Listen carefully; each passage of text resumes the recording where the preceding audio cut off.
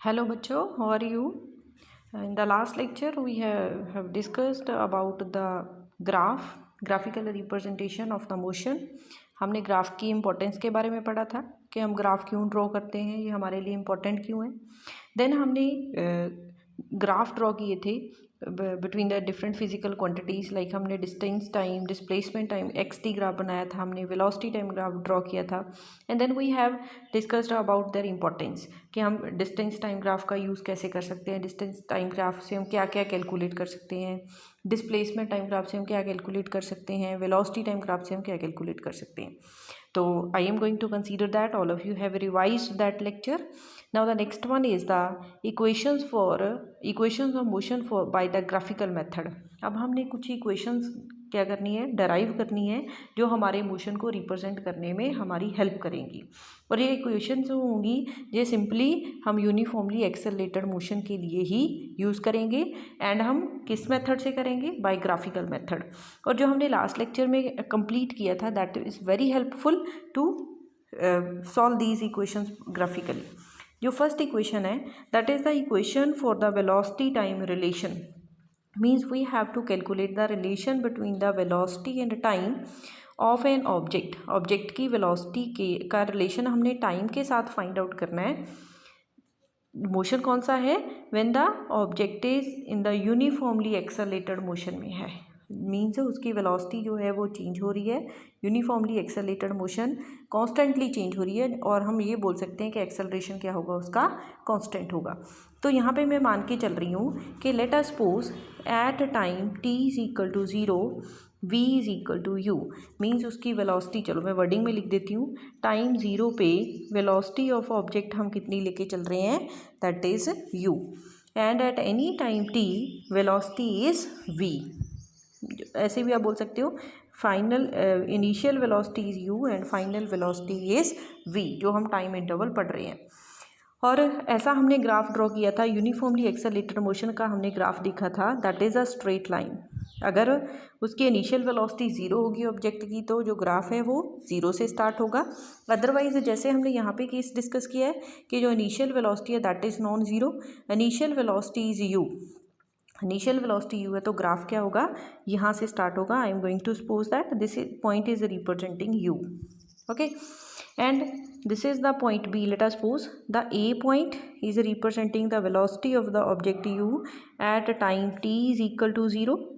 along x axis हम time लेके चलेंगे, along y axis हमारे पास क्या है, वेलोसिटी है. एंड जो पॉइंट B है that is representing the velocity of the object at time t, जो हम v मान के चले हैं, जो हमने लेट किया है कि टाइम t पे उसकी वेलोसिटी क्या है, आपके पास v है. अब हमने इससे इक्वेशन ऑफ मोशन ड्राइव करनी है. इक्वेशन ऑफ मोशन मीन्स हमने वेलोसिटी और टाइम की फॉर्म में एक इक्वेशन फाइंड आउट करनी है. जैसे हम मैथमेटिकली इक्वेशंस बनाते हैं वैसे ही हमने इक्वेशन ड्रॉ करनी है. तो हमने लास्ट लेक्चर्स में सीख लिया है ये कि जो अगर हमारे पास वेलोसिटी टाइम ग्राफ गिवन है, तो अगर हमने यहाँ से एक्सेलरेशन निकालना तो हम कैसे निकाल सकते हैं. हमने इंपॉर्टेंस में पढ़ा है कि जो slope of the velocity time graph है that is equal to the acceleration. तो मैं वही फंडा यहाँ पे यूज़ कर रही हूँ. Acceleration is equal to slope of v t graph. Slope of v t graph, जो वी टी ग्राफ की स्लोप है वो हमारे पास कौन सी फिजिकल क्वांटिटी हमें दे रही है, दैट इज़ एक्सेलरेशन. तो अब यहाँ पे मैंने एक्सेलरेशन कहाँ से कहाँ तक निकालना है, मैंने 0 से t टाइम तक निकालना है, तो वहाँ तक का ग्राफ मेरे पास कौन सा है, ए बी. तो मैं ऐसे लिख सकती हूँ acceleration A is equal to slope of line A B. A B line की जो स्लोप है that is equal to acceleration. और स्लोप का फॉर्मूला हम सबको पता है. स्लोप क्या होती है आपके पास, change in Y coordinate upon change in X coordinate. Okay, तो यहाँ पे मैं ए लिखूँगी तो स्लोप मेरे पास कौन सी आ गई, change in Y coordinate. Y coordinate final कौन सा है, वी. इनिशियल कौन सा हमारे पास, यू है. तो मैं क्या लिखूँगी यहाँ से, v minus u final minus initial upon x coordinate final minus initial. Final coordinate कितना है आपके पास, t है, इनिशियल क्या है आपके पास, 0 है. तो a will be equal to v minus you by t. This implies v minus u is equal to a t और v is equal to u plus a t. This is the first equation of motion for the uniformly accelerated motion, or it is the equation that is representing the relation between the velocity and time. और हम इसको ऐसे भी बोल सकते हैं कि ये इक्वेशन हमें क्या दे रही है, this equation is giving us the value of the velocity after time t. Means कोई भी ऑब्जेक्ट है t टाइम के लिए वो ट्रैवल हो रहा है, मूव हो रहा है, तो t टाइम के बाद उसकी वेलोसिटी कितनी होगी हम इस इक्वेशन से निकाल सकते हैं. तो इसको हम फर्स्ट इक्वेशन भी बोल देते हैं. It is also called the first equation of motion. Clear. Next is the second equation हमने ड्राइव करनी है. सेकेंड इक्वेशन को हम नाम देते हैं that is the position time और the equation for the position time relation. Equation for position time relation. Last equation हमने वेलोसिटी एंड टाइम के बीच में रिलेशन डिस्कस किया है, निकाला है. अब हमने पोजीशन और टाइम के बीच में रिलेशन निकालना है, और आप ऐसे भी बोल सकते हो हमने डिस्प्लेसमेंट निकालना है आफ्टर टाइम t. तो मैं यही ग्राफ कंसीडर करके चलूँगी. मैं 3 इक्वेशन से ड्राइव करूँगी. तीनों इक्वेशंस में मैं ग्राफ क्या रखूँगी, अपना सेम रखूँगी. तो अब मैंने ये देखना है कि पहले तो मैंने वेलोसिटी निकालनी थी, तो मैं एक्सेलरेशन से चली थी. अब मैंने क्या निकालना है, डिस्प्लेसमेंट निकालना है. तो मेरे पास वेलोसिटी टाइम ग्राफ गिवन है, तो हमको पता है कि डिस्प्लेसमेंट किसके इक्वल होता है, वेलोसिटी टाइम ग्राफ के अंदर जितना एरिया आ रहा है that is equal to the displacement. Means जो मैं शेडेड पोर्शन यहाँ पे शो कर रही हूँ, ये क्या है आपके पास, it is representing the displacement. तो यहाँ से मैं लिख रही हूँ the displacement is equal to the area under VT graph. VT graph के अंदर जितना एरिया आ रहा है वो किसके इक्वल होगा, that will be equal to the displacement. तो यहाँ पे ये देखो मेरे पास कौन सी डायग्राम बन रही है. अब मैं इसको क्या करूँगी, ए बी मैंने यहाँ पे पॉइंट नाम दिया है. लेट अस सपोज मैं यहाँ पे कोई भी पॉइंट नाम दे देती हूँ इसको ए बी, इसको नाम दे रहा हूँ पॉइंट सी, और यहाँ पे ये पॉइंट ओ है. तो ये मेरे पास कौन सी ज्योमेट्रिकल फिगर बन रही है, that is the trapezium. Trapezium बन रहा है मेरे पास. तो अगर मैं इस ट्रपीजियम का एरिया निकाल लूँगी, कौन सा ट्रपीजियम है, ओ ए बी सी. अगर मैं इस ट्रपीजियम का एरिया फाइंड आउट कर लूँगी तो वो किसके इक्वल होगा, that will be equal to the displacement.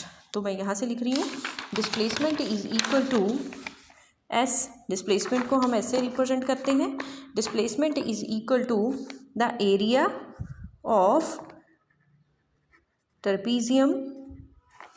कौन सा है, क्या नाम दिया हमने, that is O A B C. O A B C. और सबको पता है कि जो एरिया ऑफ ट्रपीजियम का फार्मूला क्या होता है, that is 1/2 times the sum of the parallel sides multiply by the altitude. और आप ऐसे भी बोल सकते हो multiply by the perpendicular distance between these 2 lines. अगर इसको और शॉर्ट में लिखोगे तो ये क्या होता है, perpendicular distance between parallel lines. 2 sides हमारे पास ट्रपीजियम की पैरेलल होती हैं और उनके बीच में एक परपेंडिकुलर डिस्टेंस एग्जिस्ट हो रहा है, दिस मच. अब हमने ये निकालना है और दोनों पैरेलल साइड की लेंथ फाइंड आउट करनी है. पैरेलल साइड को लेंथ को क्या करना है, हमने ऐड अप करना है. जो परपेंडिकुलर डिस्टेंस है इसको मैं नाम दे रही हूँ D point, A D point को मैं उनके साथ मल्टीप्लाई कर दूंगी और 1/2 से साथ में मल्टीप्लाई करूँगी, 2 से डिवाइड कर दूंगी according to the formula. Now अब अगर मैं इसको लिखूँगी एस इज इक्वल टू 1/2. जो सम ऑफ पैरेलल साइड क्या होगी आपके पास, O A plus B C. O A plus B C. And perpendicular distance कौन सा बन रहा है, that is A D. Sum of 1/2 times sum of the parallel sides multiply by A D. अब ये देखो ओ ए की वैल्यू हमारे पास कितनी है, ओ ए इज इक्वल टू यू के इक्वल आ रही है. ग्राफिकली हम ये देख रहे हैं यहाँ से यहाँ तक कितनी वैल्यू है along Y axis, that is U. And जो बी सी की वैल्यू है that will be equal to V. तो मैं यहाँ पे पुट कर रही हूँ values, S is equal to 1/2 U plus V multiply by. So what is the value of A D, ये वैल्यू हमने निकालनी है. ए डी किसके इक्वल है आपके पास, that will be equal to O C. जितनी ओ सी उतनी आपके पास क्या आ रही है, ओ डी आ रही है. और डी पॉइंट के कॉरस्पॉन्डिंग सी है और ओ पॉइंट के कॉरस्पॉन्डिंग आपके पास पॉइंट हो, क्योंकि एक्स एक्सिस के अलॉन्ग तो डिस्टेंस दोनों जो लाइंस के ऊपर क्या है, सेम ही कट हो रहा है ना. तो यहाँ से हम क्या निकालेंगे, O D will be equal to t minus 0. AD, sorry, that will be t minus 0. S is equal to 1/2 times t v plus u. इसको मैं नाम दे रही हूँ इक्वेशन नंबर 1. अब हमने जो फर्स्ट इक्वेशन ड्राइव की है मैं उसी इक्वेशन का यूज़ करूँगी from the first equation. From first equation of motion क्या है आपके पास है relation? v is equal to u plus a t. तो v की मैं ये वैल्यू यहाँ पे पुट कर रही हूँ. s is equal to 1/2 t u plus a t plus u. s is equal to 1/2 times t u plus u to u plus a t. Then s will be equal to, multiply कर लो 1/2 t को inside, that will be equal to 1/2 t into 2u plus 1/2 t into a t. From here s is equal to 2 goes with 2 ut plus half a t square. This is our second equation of motion. Equation of motion. Now next is the third equation of motion. Third equation of motion, or the equation expressing relation between, किन किन के बीच में relation express करेगी अब ये? Velocity and position और velocity and displacement.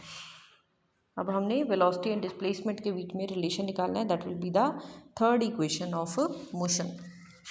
Now इसको ड्राइव करने के लिए मैं फिर यहीं से स्टार्ट करूँगी कि displacement s is equal to area under v t. Graph जो ग्राफ है हम तीनों इक्वेशंस में सेम ही लेके चल रहे हैं.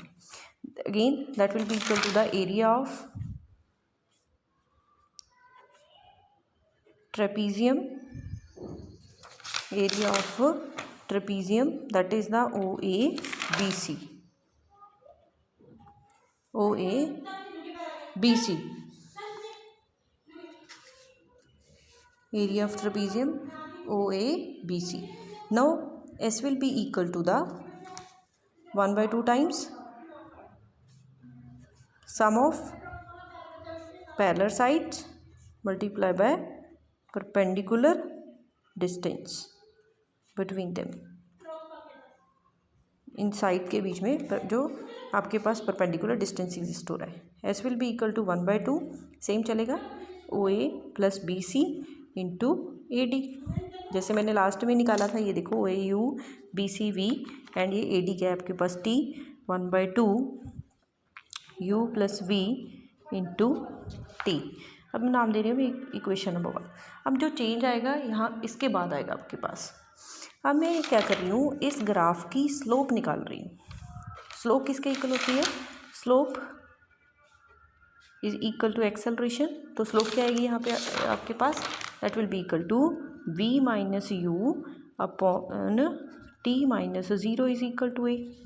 और यहाँ से t क्या आ जाएगा आपके पास? v minus U upon a. अब ये t की value from equation number 2 we will put in equation number 1. So s will be equal to 1/2. इसको मैं ऐसे लिख सकती हूँ u plus V into we minus you by A. यह क्या आ जाएगा आपके पास? 1/2a. इसको मैं ऐसे लिख सकती हूँ v plus u into we minus u S.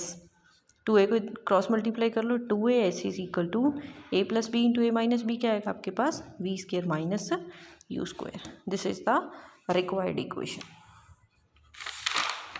तो इसके साथ हमारी तीनों इक्वेशंस क्या हो गई हैं? कंप्लीट हो गई हैं. 3 equations of motion.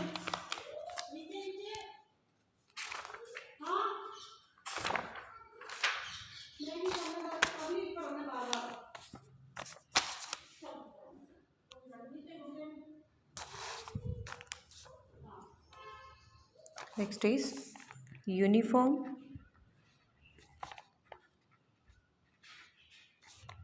Circular motion. अब तक तो हम स्ट्रेट लाइन मोशन की बात कर रहे थे. Now we will discuss about uniform circular motion. Means a particle किस में मूव कर रहा है? That is moving in the circle. Circular path में वो क्या है? मूव हो रहा है. और सर्कुलर पाथ में मूव हो रहा है और उसकी स्पीड क्या रख रहे हैं हम? कांस्टेंट है. When particle moves in circular path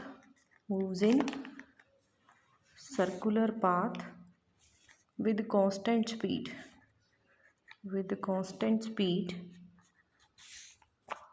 Its motion is called uniform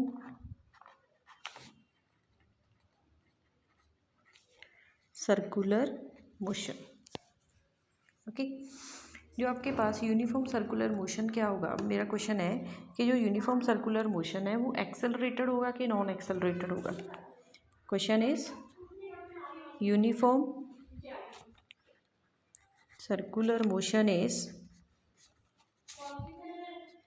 accelerated और नॉन एक्सेलरेटेड. तो आंसर क्या आएगा इसका, एक्सेलरेटेड. वाई, बिकॉज मैंने आपको ये तो बोल दिया कि जो उसकी स्पीड है दैट इज़ कांस्टेंट, बट जो डायरेक्शन है पार्टिकल की वो तो कॉन्टीन्यूसली क्या हो रही है, चेंज हो रही है. If the direction is going to change then the velocity is going to change. Velocity variable होगी तो एक्सेलरेशन भी क्या होगा, इसका वेरी होगा. तो that's why it is known as the uniformly accelerated motion. हम इसको ऐसे भी बोल देते हैं कि जो यूनिफॉर्म सर्कुलर मोशन होगा that will be accelerated motion. अगर हम यहाँ पे रेडियस निकालेंगे, एक पार्टिकल है वो सर्कुलर पाथ में मूव हो रहा है, तो late us suppose r is the radius of circle, and t is the time period. Time period means उसने t टाइम में अपना एक सर्कुलर पाथ क्या है, कवर किया है. Then the velocity will be equal to, और the speed will be equal to distance upon time. Time कितना ले रहे हैं हम, t. तो t टाइम में कितना डिस्टेंस कवर करेगा, अपना एक पूरा कंप्लीट सर्कल, कंप्लीट पाथ उसने कवर किया. That will be equal to circumference of circle 2πr upon t. This is the formula for the velocity और the speed of circle. Okay, तो अब ये देखो एग्जांपल्स क्या है आपके पास यूनिफॉर्म सर्कुलर मोशन की. एग्जांपल यूनिफॉर्म सर्कुलर मोशन की. And satellite revolving around the अर्थ,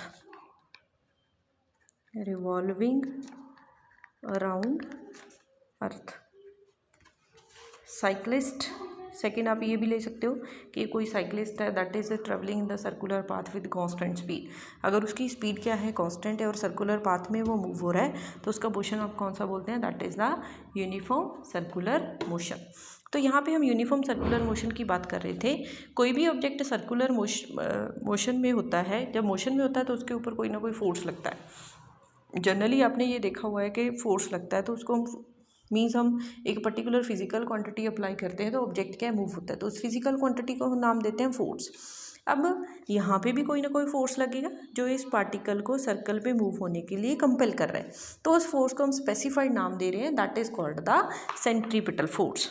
ये सबको पता होना चाहिए. सेंट्रीपिटल फोर्स कौन सा होता है, centripetal force is that force that compel an object to move in the circular path. और हम ऐसे बोल सकते हैं कि वो फोर्स जिसके with respect to which a particle is moving in the circular path.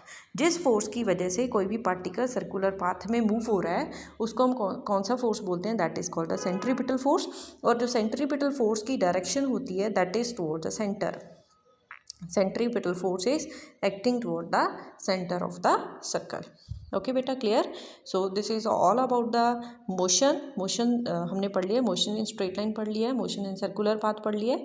तो with this we have completed our chapter. Okay, now revise it, and if you have any problem then you can discuss with me.